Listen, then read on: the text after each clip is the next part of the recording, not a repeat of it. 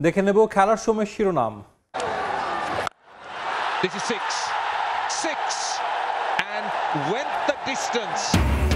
Asia কাপের super ফোরে শুভ সূচনার পথে বাংলাদেশ। সাইফ হৃদয়ের 50, লঙ্কানদের বিপক্ষে 169 রানের টার্গেটে ব্যাট করছে টাইগার্স।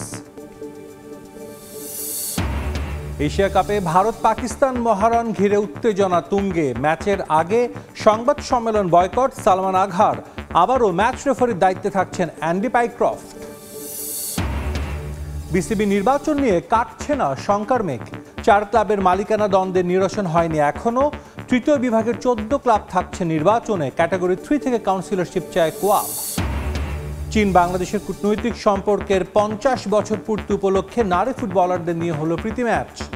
বন্ধুত্বপূর্ণ সম্পর্ককে ক্রীড়াক্ষেত্রেও কাজে লাগাতে চায় দুই দেশ।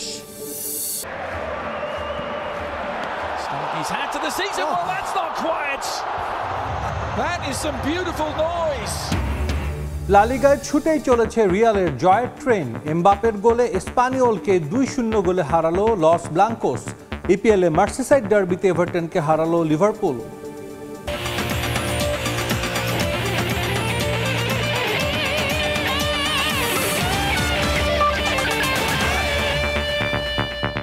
এই মুহূর্তে দুবাই আন্তর্জাতিক ক্রিকেট স্টেডিয়ামে আছেন রিপোর্টার সাব্বির মিথুন। ম্যাচের সবশেষ খবর জানতে সরাসরি যাচ্ছি তার কাছে।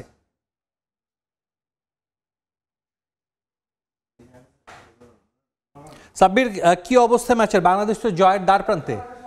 দুবাই ইন্টারন্যাশনাল স্টেডিয়ামের একদম সামনের অংশে এবং আপনি আমার পেছনে দেখতে পাবেন যে ম্যাচ শেষ হওয়ার আগেই শ্রীলঙ্কান যে সমর্থকরা রয়েছে তারা কিন্তু স্টেডিয়াম ছেড়ে চলে যাচ্ছে। তারা বুঝতে পেরেছে ম্যাচের ফলাফল কোন দিকে যাবে বা কোন দিকে যাচ্ছে, এবং বাংলাদেশ যেভাবে দ্বিতীয় ইনিংসে ডমিনেট করে ব্যাটিং করেছে তাতে আসলে শ্রীলঙ্কান ফ্যানদের জন্য আজকে এই ম্যাচটা বেশ মন খারাপের কারণে হবে। কারণ কয়েকদিন আগে এই বাংলাদেশ দলের সুপার ফোরের ভাগ্যটা কিন্তু তারাই নিশ্চিত করেছিল।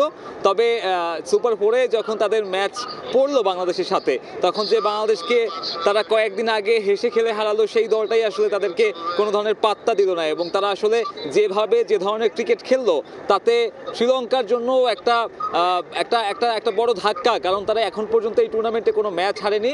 প্রথমবারের মতন তারা ম্যাচ হারার স্বাদ নিল, এবং তাও এই বাংলাদেশের কাছে যাদেরকে তারা কয়েকদিন আগে হেসে খেলে হারিয়েছে সেই বাংলাদেশের কাছে। এমন হারের পরে শ্রীলঙ্কার জন্য সুপার ফোরের সমীকরণটা অনেক কঠিন হয়ে গেল, এবং বাংলাদেশ দলের জন্য যদি আমি বলি তাদের জন্য ফাইনালে ওঠার রাস্তাটা এখন অনেক সহজ, এবং তারা চাইবে এই মোমেন্টামটা ধরে রেখে ভারতের বিপক্ষে যে ম্যাচ রয়েছে 24 তারিখে সেই ম্যাচে তারা একটা জয় তুলে নিবে। এরপরে 25 তারিখে অর্থাৎ কয়েক ঘন্টার ব্যবধানে যে দুটা ম্যাচ খেলতে হবে তাদেরকে, তারা আসলে সেখানে চাইবে শ্রীলঙ্কার এই ম্যাচের এই মোমেন্টামটা ধরে রাখতে। কারণ বাংলাদেশ দল আজকে যেভাবে ব্যাটিং করেছে, যেভাবে তারা খেলেছে দুবাইয়ের এই পিচে, তাতে আসলে প্রশংসার দাবিদার। বিশেষ করে প্রশংসা প্রাপ্য সাইফ হাসান শুরুর দিকে নুয়ান থুসারাকে যেভাবে সামলেছেন, নিজের প্রথম আন্তর্জাতিক টি20 50 তুলে নিয়েছেন, তাতে সাইফ হাসান নিজের জন্য যেমন দলে জায়গা পাওয়াটা সহজ করে দিল, সেই সাথে বাংলাদেশ দলের জন্য জায়গাটা একদম ব্যাপারটা সহজ করে ফেললো। এবং সাইফের জন্য কিন্তু আসলে এখন জায়গাটা পাকাপোক্তই বলা চলে, এবং সাইফ আসলে যেভাবে সামলেছে শ্রীলঙ্কার বোলারদের পাওয়ার প্লেতে, সেই কাজটাই বাংলাদেশ করতে ব্যর্থ হয়েছিল শেষ ম্যাচে। সেই কাজটাই বাংলাদেশ সাম্প্রতিক সময়ে করতে পারছিল না, এবং শ্রীলঙ্কা কিন্তু এখান থেকেই বারবার ঘুরে দাঁড়াচ্ছিল। এবং বাংলাদেশ দলের জন্য আসলে এখন একটা মানে উৎসবের একটা মানে যে জয়টা তারা তুলে নিয়েছে, তাতে কিন্তু বাংলাদেশ দল চাইবে যে এই মোমেন্টামটা ধরে রেখে তারা এশিয়া কাপের বাকি ম্যাচগুলোতে যেভাবে তারা খেলতে পারে, যদি তারা খেলতে পারে তাহলে কিন্তু তারা এবারের এশিয়া কাপের ফাইনালটাও তারা আসলে খেলতে পারবে। এবং অতীত বলছে পরিসংখ্যান অনুযায়ী বাংলাদেশ দল যতবার এশিয়া কাপে শ্রীলঙ্কাকে হারিয়েছে ঠিক ততবারই বাংলাদেশ দল কিন্তু সেই টুর্নামেন্টের ফাইনাল খেলেছে, এবং আমরা জয়ের খুব কাছাকাছি চলে এসেছি। এবং বাংলাদেশ দল যেভাবে আসলে ব্যাটিং করেছে তাতে বাংলাদেশ দলের টপ অর্ডারকে তো প্রশংসা দিতেই হবে, তার পাশাপাশি তাওহিদ হৃদয়ের বড় একটা প্রশংসা দাবিদার। প্রায় 15 ইনিংস পরে উনি 50 পেয়েছেন, এবং তার যে ব্যাট প্যাচটা ছিল সে সমালোচনার মাঝে তাকে নিয়ে সৃষ্টি হচ্ছিল সমালোচনা, সেসব সমালোচনাকে কিন্তু বৃদ্ধাঙ্গুলি দেখিয়ে তাওহিদ হৃদয় নিজের পঞ্চম T20 তুলে নিয়েছে এবং এই মুহূর্তে বাংলাদেশ দল তাদের জয় নিশ্চিত করলো এবং দুবাই স্টেডিয়ামে তাদের সুপার ফোরের মিশনটা জয় দিয়ে শুরু করার মাধ্যমে শ্রীলঙ্কাকে হারিয়ে বাংলাদেশ দল এখন ফাইনালে ওঠার অন্যতম দাবিদার। এবং শ্রীলঙ্কা যেভাবে ক্রিকেট খেলেছে এই কয়দিন বা এই টুর্নামেন্টে, সেই শ্রীলঙ্কাকে এক পেশে ম্যাচে ওয়ান সাইডেড ভাবে হারানোটা কিন্তু বাংলাদেশ দলের একটা বড় কৃতিত্ব প্রাপ্য এবং তারা চাইবে যে এই মোমেন্টামটা ধরে রেখে আসলে তারা টুর্নামেন্টের বাকি অংশটুকুতেও খেলতে চাইবে এবং বাংলাদেশ দলের জন্য যে বর্তমান অবস্থা রয়েছে, অর্থাৎ বাংলাদেশ দল যেভাবে দলগত পারফরমেন্স করছে তাতে আসলে ফাইনাল না খেলার কারণ খুব একটা নেই।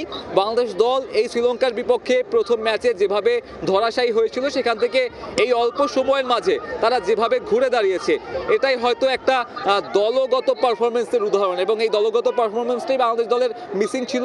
সেই মিসিং থাকা অংশটা কিন্তু এখন বাংলাদেশ দলের সঙ্গী হয়েছে এবং তারা যেভাবে ক্রিকেট খেলছে তাতে আসলে শ্রীলঙ্কার বিপক্ষে জয়টা তারা কোনো অঘটনের শিকার বলতে পারে না এবং তারা চাইবে যে এই জয়টা তারা চাইবে যে ধরে রেখে সামনের দিনগুলোতে, অর্থাৎ এশিয়া কাপের যে দিনগুলো বাকি রয়েছে, ম্যাচগুলো বাকি রয়েছে, ভারত ম্যাচ এবং তারপরে পাকিস্তান ম্যাচ, সেই ম্যাচগুলোতে তারা চাইবে যে এই মোমেন্টামটা ধরে রেখে তারা সামনের দিনগুলোতেও, অর্থাৎ এশিয়া কাপের যে কটা ম্যাচ বাকি রয়েছে সেখানে তারা জয়ের ধারায় থাকতে চাইবে। এবং আমার পেছনে দেখতে পাচ্ছেন যে সমর্থকরা কিন্তু গুটি গুটি পায়ে স্টেডিয়াম ছাড়া শুরু করেছে, কারণ ম্যাচের একদম শেষ মুহূর্তে বাংলাদেশ দল একটা দারুণ একটা রান চেজ করেছে। আমি এখানে কয়েকজন বাংলাদেশি সমর্থকের সঙ্গে কথা বলবো। দারুণ একটা জয় ছিল এবং দেখলেন সবাই কিন্তু আসলে উচ্ছ্বসিত এখানে যেভাবে আসলে তারা জয়টা নিশ্চিত করেছে। কেমন দেখলেন? একটা বড় রান চেজ ছিল, মানে জিনিসটা কাজটা কঠিন ছিল, কিন্তু কেমন দেখলেন? ইনশাআল্লাহ অনেক ভালো দেখছি, ইনশাআল্লাহ অনেক ভালো দেখছি, অনেক সুন্দরভাবে উপভোগ করছি আমরা দুবাই স্টেডিয়ামে।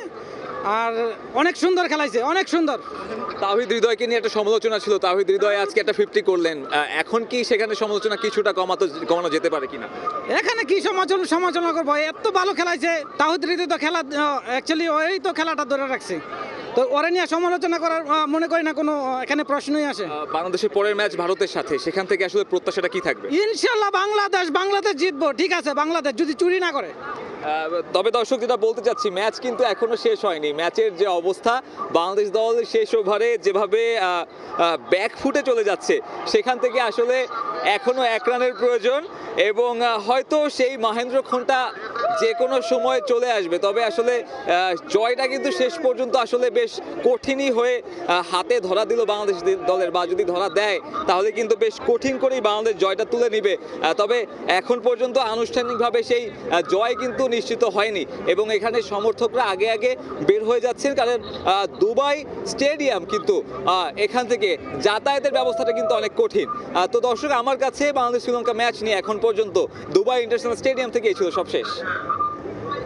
আমাদের সঙ্গে যুক্ত হয়েছিলেন দুবাই থেকে রিপোর্টার সাব্বির মিঠুন। বাংলাদেশ এবং শ্রীলঙ্কা ম্যাচে শেষ ওভার চলছে, শেষ ওভারে 2টি উইকেটের পতন হয়েছে বাংলাদেশের এবং 2 বলে আর 1 রান দরকার বাংলাদেশের জয়ের জন্য। এই মুহূর্তে ম্যাচটা টাই রয়েছে, যদি বাংলাদেশের 1 রান করতে না পারে তবে হয়তো আমরা একটা সুপার ওভার দেখব। তবে প্রত্যাশা এটি থাকবে বাংলাদেশের 2 বলে প্রয়োজনীয় 1 রান তুলে জয় দিয়ে শুরু করবে এশিয়া কাপ সুপার 4। এশিয়া কাপের আরও খবর জানাবো। সুপার 4-এর হাই ভোল্টেজ লড়াই মুখোমুখি হবে 2 চির প্রতিদ্বন্দ্বী ভারত ও পাকিস্তান। সালমান আঘাদের বিপক্ষে ম্যাচের আগে সতীর্থদের ফোন আর রুমের দরজা বন্ধ করে ঘুমানোর পরামর্শ দিয়েছেন টিম ইন্ডিয়া অধিনায়ক সূর্যকুমার যাদব।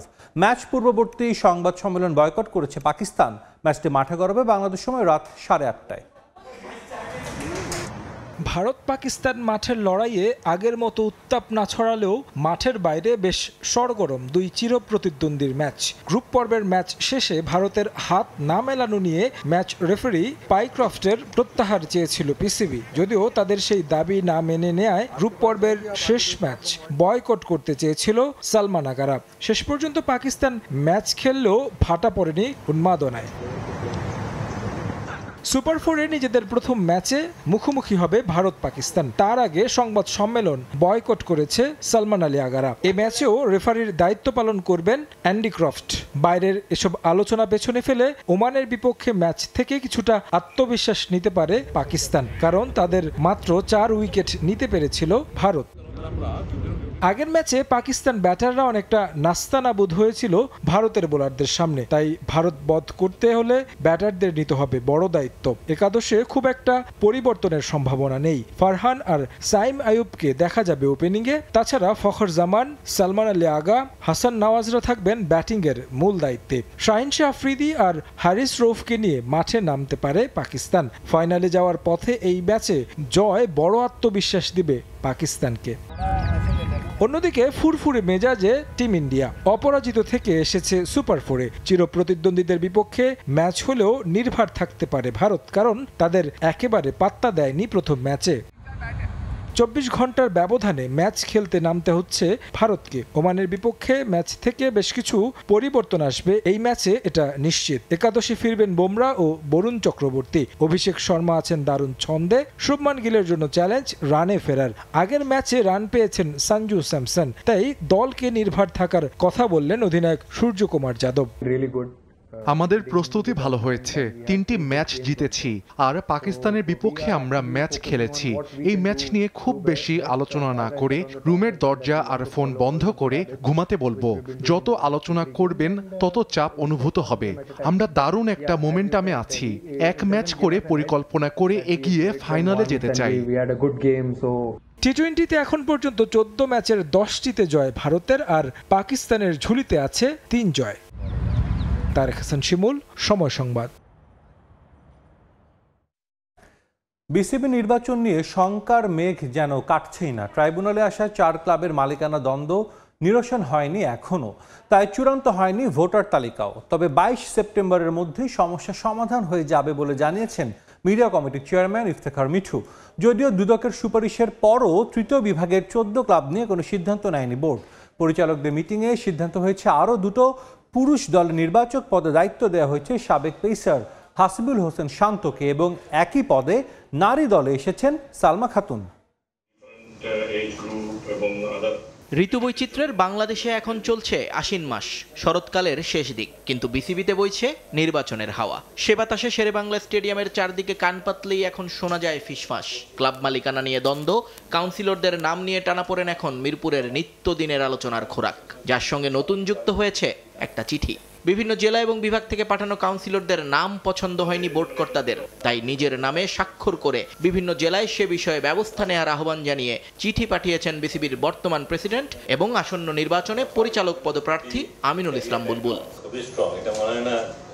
বিদ্যমান গঠনতন্ত্র অনুযায়ী এমন চিঠি লিখবার ক্ষমতা নেই বুলবুলের, কিন্তু মিডিয়া তথ্য অনেক ক্লাব ভুল করেছে, অনেক ডিস্ট্রিক্ট থেকে ভুল করেছে, তখন তারা অ্যাপ্লিকেশন করে আবার নতুন ফর্ম চেয়েছে। অ্যাডহক কমিটির বাইরে যখন দিয়েছে, সেই বাইরেটার এখানে আমাদের লয়ারদের সাথে কথা বলে, আমাদের তাদের সাথে কথা বলে অ্যাকর্ডিং টু দি কনস্টিটিউশন এইটাই আবার তাদের কাছে চাওয়া হয়েছে। নির্বাচনের তফসিল ঘোষণার পর আবারও তা পিছিয়েছে 2 দিন, কারণ 4 ক্লাবের মালিকানা নিয়ে শুরু হয়েছে দ্বন্দ্ব। নির্বাচনী ট্রাইব্যুনালে কয়েক দফা আলোচনা হলেও এখনো কোনো সমাধানে আসতে পারেনি বোর্ড। তবে দুদকের সুপারিশ থাকার পরও তৃতীয় বিভাগের 14 ক্লাব নিয়ে বেশ ইতিবাচক কর্তারা। সেই রেকমেন্ডেশনের প্রসেস অনুযায়ী 14টা টিম রেকমেন্ডেশন অনুযায়ী কেন হয়েছে, কি হয়েছে, ইনভেস্টিগেশন হবে, এরকম কমিটি করে ইনভেস্টিগেশন করে হবে। কিন্তু আমাদের কনস্টিটিউশনে আছে ভেরি সিম্পল, যে এখনও তো আমরা তাকে সাজা দিইনি, বুঝছেন তো, সুতরাং তারা eligible to participate in this election. 4টা টিমের মালিকানা নিয়ে আমাদের এই সামনে প্রবলেম চলছিল। আজকে এই ডিসিশন দেওয়ার কথা ছিল about that, but ওনারা আরেকদিন টাইম নিয়েছে। ক্রিকেট বোর্ডের জরুরি এই বৈঠকে নির্বাচনের বাইরেও গুরুত্বপূর্ণ 2টো সিদ্ধান্ত নিয়েছেন আমিনুল ইসলাম বুলবুল, যেখানে পুরুষ দলের নির্বাচক হিসেবে লিপু রাজ্জাকদের নতুন সঙ্গী হয়েছেন হাসিবুল হোসেন শান্ত এবং নারী দলের নির্বাচক পদে এসেছেন সালমা খাতুন। মহিলা ন্যাশনাল টিমের জন্য আমরা সালমা খাতুনকে শিপনের সাথে অ্যাডিশনাল সিলেক্টর অ্যাপয়েন্ট করা হয়েছে। মেন্স টিমের একটা সিলেক্টরের জায়গা খালি ছিল, সেটা আজকে বাংলাদেশের ফর্মার ন্যাশনাল টিমের হাসিবুল ইসলাম শান্ত তাকে সিলেক্ট করা হয়েছে। নিয়ন মোহাইমেন, সময় সংবাদ, ঢাকা। আবারও এশিয়া কাপ প্রসঙ্গ, আবারও যাচ্ছি দুবাই আন্তর্জাতিক ক্রিকেট স্টেডিয়ামে। সেখানে ছিলেন আমাদের রিপোর্টার সাব্বির মিথুন। এই মুহূর্তে বাংলাদেশ দলের সমর্থকদের উচ্ছ্বাসের খবর জানবো তার কাছে। আমরা জানি দুবাই অনেক বাংলাদেশি রয়েছেন, তাদের প্রতিক্রিয়া জানবো আমরা তার কাছে। আমরা যাচ্ছি সাব্বিরের কাছে। সাব্বির, যদি আপনি আমাদেরকে একটু জানান যে আসলে এই মুহূর্তে সমর্থকদের প্রতিক্রিয়া একটু জানতে চাচ্ছি। সাব্বির, সমর্থকরা কেমন প্রতিক্রিয়া জানাচ্ছেন?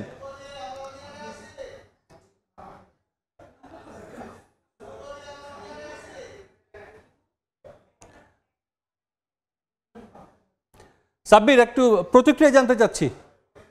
এবং আপনি যেমনটা দেখেন, আমি যদি দর্শকদের একটু দেখানোর চেষ্টা করি, দর্শকরা কিন্তু এখানে অনেক অনেক অনেক এবং তারা এমন একটা জয়ের পরে তারা আসলে উচ্ছ্বসিত এবং তারা বাংলাদেশ দল তাদের কাছে একটা জয় যে কি মানে ক্রিয়েট করে সেটা কিন্তু আসলে দেখে বুঝতে পারবেন এখানে। এবং এদের যে সমর্থন আসলে সমর্থন কিন্তু দেখে বোঝার উপায় নেই আসলে। তারা দলকে কি পরিমাণ ভালোবাসে এবং তারা কিন্তু চাচ্ছে যে বাংলাদেশ দল আসলে এখান থেকে যে মোমেন্টামটা পেয়েছে সেই মোমেন্টামটা ধরে রেখে তারা সামনের যে ম্যাচগুলো রয়েছে সেই ম্যাচেও আসলে ভালো কিছু করবে এবং সেখান থেকে আসলে ফাইনালের যে টিকিটটা রয়েছে সেই ফাইনালের টিকিটটা তারা নিশ্চিত করতে চায় এবং সেখান থেকে তারা চাইবে যে আসলে বাংলাদেশ দল এমন পারফরমেন্স যেন সামনের দিকেও ধরে রাখতে পারে এবং দর্শকদের দেখে বুঝতে পারবেন যে এখানে আসলে কি ধরনের পরিস্থিতি বর্তমানে রয়েছে। মানে কথা বলার মতন পরিস্থিতি এখানে নেই এবং তারা আসলে চাচ্ছে যে বাংলাদেশ দল যেভাবে খেলেছে এখানে সেখান থেকে আসলে পারফরমেন্সটা বজায় রাখবে এবং তারা চাইছে যে আসলে এখান থেকে পারফরমেন্সের যে ধারাটা সেটা আসলে বজায় রাখবে। আমি একটু কথা বলতে চাই, কেমন দেখলেন, কেমন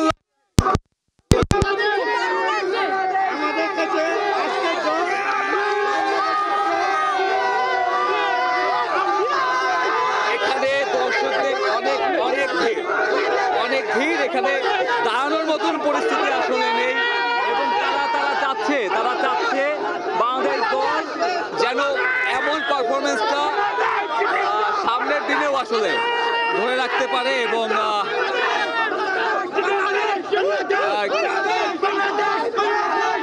এখানে কিন্তু নাগিন ড্যান্সের যে পরিস্থিতি সেই নাগিন ড্যান্স কিন্তু চলছে এবং এখানে দেখবেন যে দর্শক কিন্তু বাংলাদেশ সমর্থকরা অনেক বেশি এবং প্রতিটা ম্যাচে বাংলাদেশের সমর্থকরা কিন্তু আসলে সেটার প্রমাণ দেয় যে মাঠে বাংলাদেশের দর্শকদের উপস্থিতি সবসময় একটা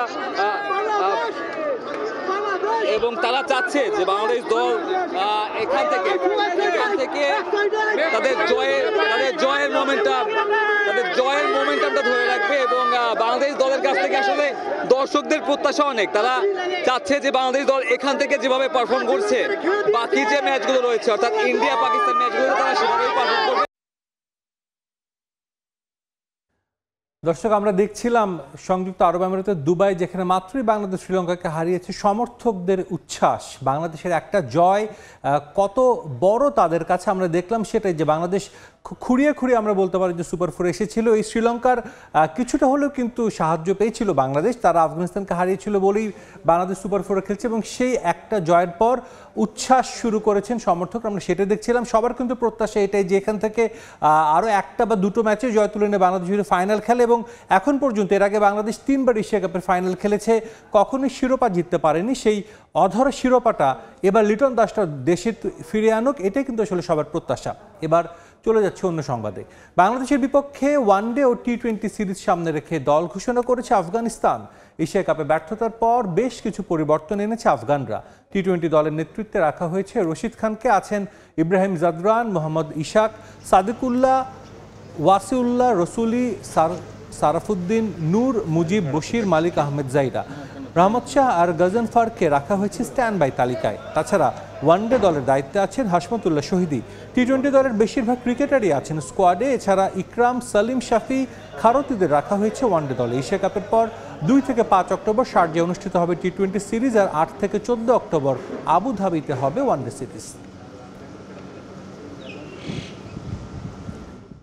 আসন্ন বিসিবি নির্বাচনে ক্যাটাগরি 3 থেকে কাউন্সিলরশিপ দিতে চায় কোয়াব। গঠনতন্ত্র পরিপন্থী হলেও আমিনুল ইসলাম বুলবুলের কাছে অনুরোধ জানিয়েছেন কোয়াব সভাপতি মোহাম্মদ মিঠুন। ইতোমধ্যে 5 অধিনায়ক ও 10 ক্রিকেটারের তালিকাও পাঠিয়েছেন বোর্ডের কাছে। তবে এখান থেকে কোয়াবের কোনো সদস্য যদি বিসিবির পরিচালক পর্ষদে নির্বাচন করতে চান, তাহলে তাকে ক্রিকেটার ওয়েলফেয়ার অ্যাসোসিয়েশন থেকে আগে পদত্যাগ করতে হবে বলে জানান মিঠুন। কোয়াব যেহেতু প্লেয়ারদের সংগঠন, তো সেই হিসেবে আমরা চেয়েছিলাম যে আমাদের এখান থেকে যে প্লেয়ারদের যে প্রতিনিধিটা যাবে সেটা যেন আমরা চুজ করি। মোহাম্মদ মিঠুন কদিন আগেই হয়েছেন ক্রিকেটার্স ওয়েলফেয়ার অ্যাসোসিয়েশনের সভাপতি। দায়িত্ব পুরোপুরি বুঝে নেওয়ার আগেই সামনে এসেছে বিসিবি নির্বাচন। সেখানে ভূমিকা রাখতে চায় তার সংগঠন কোয়াব। আসন্ন নির্বাচনে ক্যাটাগরি 3 থেকে দিতে চান কাউন্সিলর। তবে গঠনতন্ত্র বলছে ক্যাটাগরি 3 থেকে 5 অধিনায়ককে কাউন্সিলর করার ক্ষমতা কেবল বিসিবি সভাপতির। বাকি 10 ক্রিকেটারের ভোটাধিকার মিলবে বোর্ড সভা থেকে। যদিও গঠনতন্ত্রের বিষয়টি জেনেই বুলবুলের কাছে এমন আবদার করেছেন মিঠুন। কিন্তু কেন? গঠনতন্ত্র জানি, তো সেই হিসেবে বুলবুল ভাই যেহেতু মাঠের লোক, আমরা ওনাকে রিকোয়েস্ট করেছিলাম যেহেতু প্লেয়ার আসলে কি আমরা ফিল করেছি যদি ব্যক্তিগতভাবে কেউ সিলেক্ট করে সেই ক্ষেত্রে একটা কনফ্লিক্ট অফ ইন্টারেস্টের পসিবিলিটি থাকে। কিন্তু কোয়াব যেহেতু প্লেয়ারদের সংগঠন, এর মাধ্যমে যদি কোনো যায় সেটা আমার মনে হয় মোর ফেয়ার হয়। আমরা আমাদের 15 জনের নাম দিয়েছি। আমি জানি না এটা কতটুকু কার্যকর হবে। সময় যত ঘনিয়ে আসছে ততই উত্তপ্ত হচ্ছে বিসিবি নির্বাচন। মুখোমুখি তামিম বুলবুল। এছাড়া বর্তমান কোয়াব কমিটির সঙ্গে তামিম ইকবালের সখ্যতার কথা সবারই জানা। যদিও কোয়াবে সাবেক অধিনায়কের ভূমিকা পরিষ্কার করলেন মিঠুন। আমরা চাই যে ক্রিকেটটা যতটুকু পলিটিক্স মুক্ত থাকে, এখানে কোনো ধরনের পলিটিক্স বা কোনো ধরনের কারো ব্যক্তিগত থাকা উচিত না। যেদিন ইলেকশন হয়েছে সেই দিনই আমি জিনিসটা ক্লিয়ার করে দিয়েছিলাম। তামিম ভাই একত্রিত করার ক্ষেত্রে হেল্প করেছিল, কারণ প্লেয়ারদের আপনারাও জানেন যে কোয়াবের অবস্থানটা কোথায় ছিল। এটাকে যদি পরবর্তীতে কেউ ব্যক্তি কেন্দ্রিক করে ফেলে সেটা আসলে ফেয়ার হবে না। কারণ ইলেকশনের পরে আমি তো কোয়াবের প্রেসিডেন্ট, আমি বলতে পারি ওনার সঙ্গে আমার কথাই হয়নি। এদিকে কোয়াবের সদস্য হয়ে বিসিবির পরিচালক পর্ষদে নির্বাচন করারও কথা শোনা যাচ্ছে। খালেদ মাসুদ পাইলট ও শারিয়ার হোসেন বিদ্যুৎকে নিয়ে গুঞ্জন দেশের ক্রিকেটে। তবে মিঠুন জানান কেউ যদি বিসিবি নির্বাচনে অংশ নেয় তাহলে তাকে ছাড়তে হবে কোয়াবের পদ। আমাদের যেই গঠনতন্ত্র আছে সেই হিসেবে যদি কেউ এখান থেকে ইলেকশন করতে ইন্টারেস্টেড হয়, সেই ইলেকশন করে যদি নমিনেট হয় তাহলে এখান থেকে তাকে পোস্টটা ছেড়ে দিয়ে যেতে হবে। মঙ্গলবার বিসিবি নির্বাচনের ভোটারদের খসড়া তালিকা চূড়ান্ত করবে বোর্ড। সেদিনই মিলবে এসবের উত্তর। তামিম হোসেন, সময় সংবাদ, ঢাকা। আবারও স্বাগত খেলার সময়। চীন ও বাংলাদেশের বন্ধুত্বপূর্ণ সম্পর্ককে ক্রীড়াক্ষেত্রে কাজে লাগাতে চায় দুই দেশ। ফুটবল সহ অন্যান্য ডিসিপ্লিনে চীনের কাছে সাহায্য চেয়েছে বাংলাদেশ। অন্যদিকে ক্রিকেট উন্নয়নে বাংলাদেশের সহায়তা চায় চীন। কূটনৈতিক সম্পর্কের 50 বছর পূর্তি উপলক্ষে দুই দেশের নারী ফুটবলাররা প্রীতি ম্যাচ খেলেছেন জাতীয় স্টেডিয়ামে। পারস্পরিক সম্পর্ক ও সৌহার্দ্য বাড়ানোর অন্যতম মাধ্যম খেলাধুলা, যেখানে ফুটবল সবসময় বয়ে বেড়ায় সম্প্রীতির বার্তা। চীনের সঙ্গে বাংলাদেশের কূটনৈতিক সম্পর্কের 50 বছর পূর্তি উপলক্ষে জাতীয় স্টেডিয়াম ঢাকায় আয়োজিত হয়েছে এক প্রীতি ম্যাচ, যেখানে চীনের একটি বিশ্ববিদ্যালয়ের বিপক্ষে খেলে বাফুফের এলিট নারী একাডেমি। আর এই এক ম্যাচে একত্রিত করেছে রাজনীতিবিদ, কূটনীতিক, সাবেক খেলোয়াড় সহ বিভিন্ন শ্রেণী পেশার মানুষ। যদিও প্রদর্শনী ম্যাচে বাংলাদেশের মেয়েরা হেরেছে 3-0 গোলে, তবে ফলাফল ছাপিয়ে প্রাধান্য পেয়েছে চীন ও বাংলাদেশের পারস্পরিক সম্পর্ক। ক্রীড়াঙ্গনেও তা বজায় রাখার অঙ্গীকারবদ্ধ দুই দেশ। এই খেলা শুধু চীনের সঙ্গে বাংলাদেশের একটা খেলা এর ভাবলে খুব ভুল হবে, বরং বন্ধুত্ব জোরদার করার জন্য একটা উপলক্ষ এটা। এবং চীনের সঙ্গে বন্ধুত্ব আজকে নতুন নয়, সেই শহীদ রাষ্ট্রপতি জিয়া রহমানের সময় থেকে শুরু হয়েছে এবং তারও অনেক আগে থেকে শুরু হয়েছে। তো কখনো আর যাই হোক সত্যতা হয়নি। এখন উত্তরোত্তর চীনের সঙ্গে আমাদের সম্পর্ক আরও বৃদ্ধি পাবে। between China and Bangladesh. আমাদের এই দুই দেশের সম্পর্ক খুবই ভালো ও ইতিবাচক। আমরা বাংলাদেশে বেশ কয়েকটি জায়গায় উশু কার্যক্রম পরিচালনা করি। ঠিক একইভাবে চীনে ক্রিকেট উন্নয়নে কাজ করে বাংলাদেশ। এখন আমরা একসঙ্গে ফুটবল নিয়ে কাজ করতে আগ্রহী। আমাদের মধ্যে এই আদান প্রদান সম্পর্ক আরো দৃঢ় করবে। দেশের ফুটবল কাঠামোর উন্নয়নে এরই মধ্যে চীনের সঙ্গে চলছে আলোচনা। বেশ কিছু উন্নয়ন প্রকল্পে অতি দ্রুতই আসতে পারে ইতিবাচক সিদ্ধান্ত। চায়না আপনারা জানেন হলো আমাদের ইনফ্রাস্ট্রাকচার ডেভেলপমেন্ট পার্টনার বাংলাদেশে। তা আমি আলোচনা ওপেন করেছি যে আমাদের কিছু স্টেডিয়াম ইনফ্রাস্ট্রাকচার, আমরা যারা সবচেয়ে জায়গায় গুরুত্ব জায়গায় যেটা আমাদের ফিজিও সেন্টার, বছরে আমরা অনেকগুলি ইউথ ডেভেলপমেন্টের জন্য টুর্নামেন্ট আমরা খেলতে চাই। এই তিনটা জায়গায় আমরা চায়নার সাথে অতি শিগগিরই একটা ভালো কংক্রিট ইমপ্লিমেন্টেশন আমরা দেখতে পারবো। এদিকে চ্যালেঞ্জ কাপের ভেন্যু নিয়ে বাফুফের ব্যর্থতার কথা মেনে নিলেন সভাপতি তাবিদ আওয়াল। চলতি সপ্তাহ থেকেই শুরু হবে নারী দলের এশিয়ান কাপ মিশনের প্রস্তুতি। ফাহিম ইসলাম, সময় সংবাদ, ঢাকা। 2026 বিশ্বকাপের জন্য প্রথম ধাপের টিকিটের প্রি বুকিং সেশন শেষ করেছে ফিফা।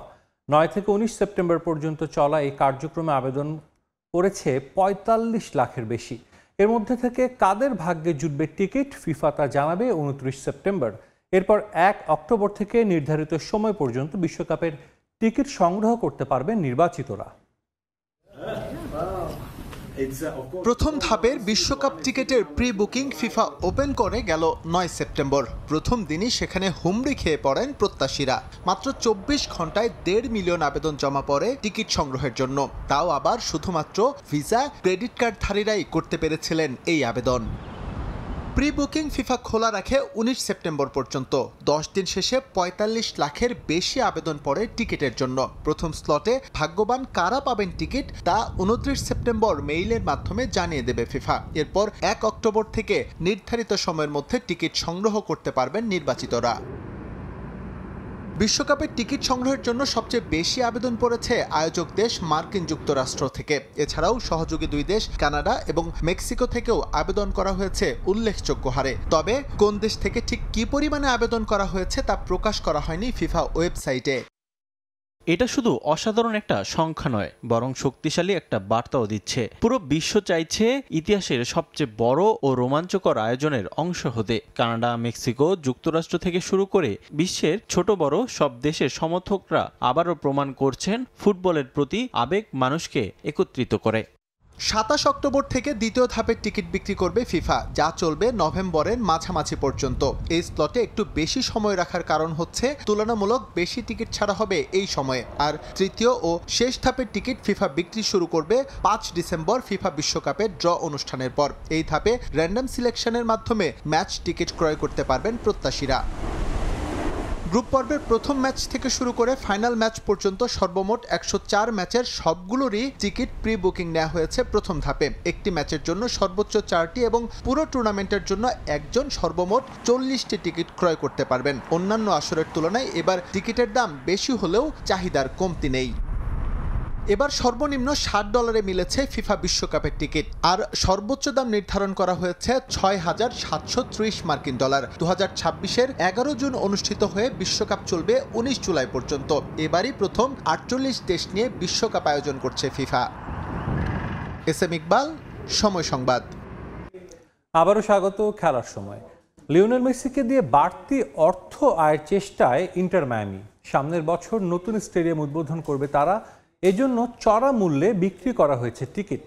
তবে মেসি চুক্তি নবায়ন না করলে বড় ধরনের আর্থিক ক্ষতির মুখে পড়তে পারে মায়ামি কর্তৃপক্ষ। তাই খুব করে চাইছে চুক্তি নবায়ন করতে। এদিকে মেসির চুক্তির বিষয়ে প্রত্যাশা রাখলেও তা ঘোষণা দেওয়ার সক্ষমতা নেই বলে মন্তব্য করেছেন inter Miami coach Javier Mascherano. 150 million ইউরোর চুক্তির মেয়াদকাল শেষ পর্যায়ে। ইন্টার মায়ামির সঙ্গে লিওনেল মেসির সম্পর্ক শেষ পৃষ্ঠায়। এখান থেকে আবার নতুন অধ্যায়ের সূত্রপাত হওয়ার গুঞ্জন। তবে লম্বা সময় পেরিয়ে গেলেও গল্পের প্রথম লাইন এখনো অলিখিত। সম্ভাবনা কেবল উড়ো খবরেই সীমাবদ্ধ। মেসিকে ফ্লোরিডায় রাখতে চেষ্টার কোনো কমতি নেই ইন্টার মায়ামির। সম্প্রতি ক্লাব সংশ্লিষ্ট একজন দাবি করেন মেসির ইচ্ছে মতোই হচ্ছে নতুন চুক্তি। তবে দিন 2 পার হলেও দেখা মেলেনি আনুষ্ঠানিকতার। মেসির এজেন্টের পক্ষ থেকেই নাকি ঝুলিয়ে রাখা হয়েছে বিষয়টা। শুধু খেলা উদ্দেশ্য করে নয়, লিওনেল মেসিকে নতুন করে চুক্তিবদ্ধ করার ভিন্ন একটি কারণও আছে ইন্টার মায়ামির। মায়ামি আন্তর্জাতিক বিমানবন্দরের কাছে নতুন করে একটি স্টেডিয়াম তৈরি করছে ক্লাব কর্তৃপক্ষ। সামনের বছর যেটি উদ্বোধনের পরিকল্পনা হেরন্সের, এজন্য এরই মধ্যে বেশ উচ্চ মূল্যে টিকিট বিক্রি করা হয়েছে। শেষ পর্যন্ত মেসিকে যদি ইন্টার মায়ামি ধরে রাখতে না পারে, তবে স্টেডিয়ামের উদ্বোধনী প্রোগ্রামের দর্শক আগ্রহে ভাটা পড়বে। এ কারণেই মেসিকে রিসাইন করতে সর্বোচ্চটা দিয়ে চেষ্টা করছে ডেভিড বেকহ্যামের টিম।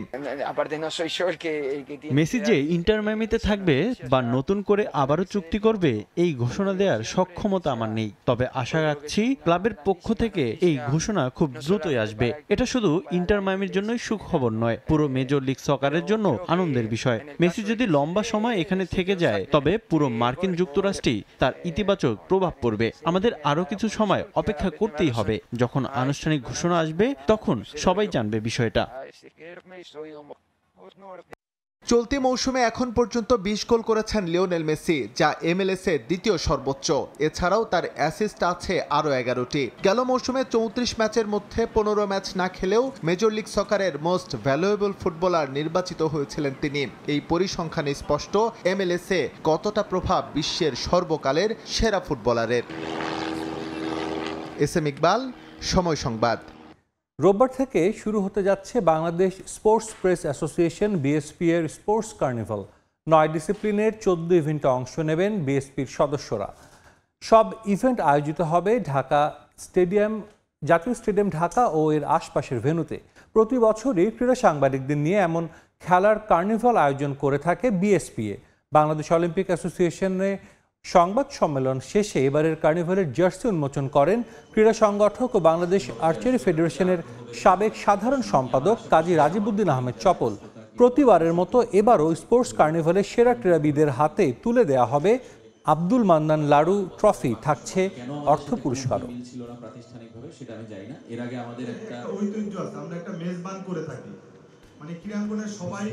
আশা করি কিউটের সাথেও হবে। আর কেন ওয়ালটন নেই, ওয়ালটনের সাথে আসলে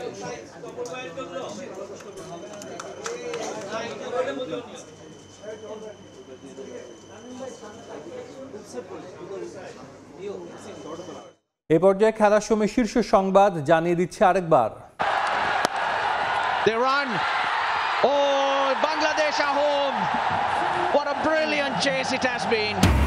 মরুর বুকে বাঘের গর্জন। এশিয়া কাপের সুপার 4-এ শুভ সূচনা বাংলাদেশের। সাইফ হৃদয়ের দাপুটে ব্যাটিংয়ে শ্রীলঙ্কাকে 4 উইকেট হারালো টাইগার্স। এশিয়া কাপে ভারত পাকিস্তান মহারণ ঘিরে উত্তেজনা তুঙ্গে। ম্যাচের আগে সংবাদ সম্মেলন বয়কট সালমান আঘার। আবারও ম্যাচ রেফারির দায়িত্বে থাকছেন অ্যান্ডি পাইক্রফট। এবং বিসিবি নির্বাচন নিয়ে কাটছে না শঙ্কার মেঘ। নিরসন হয়নি 4 ক্লাবের মালিকানা দ্বন্দ্ব। তৃতীয় বিভাগের 14 ক্লাব থাকছে নির্বাচনে। ক্যাটাগরি 3 থেকে কাউন্সিলরশিপ দিতে চায় কোয়াব।